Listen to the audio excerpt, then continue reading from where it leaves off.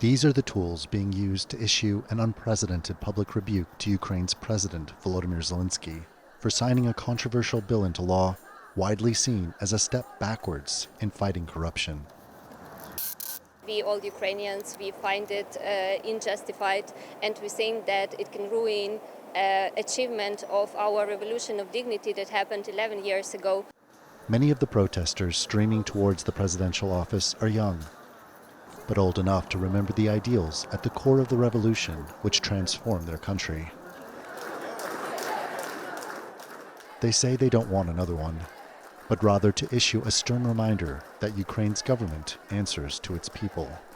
We are not fighting, we are not here for our government, for Zelenskyy to step down. We think that elections are impossible during under martial law. We just want this law to be cancelled.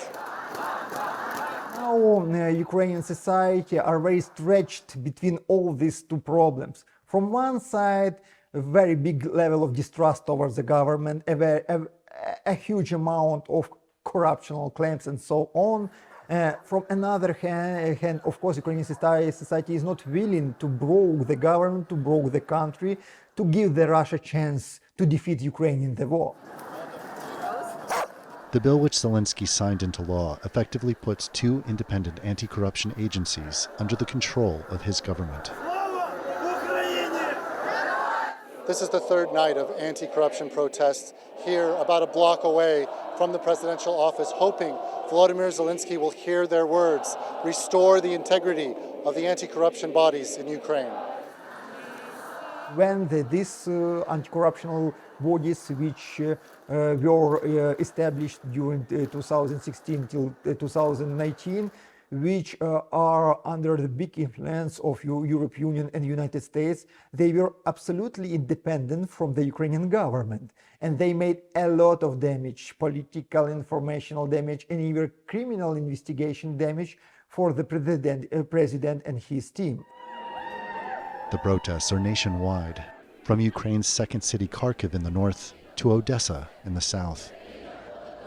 In their wake, President Zelenskyy has promised a new bill that has the backing of both anti-corruption agencies.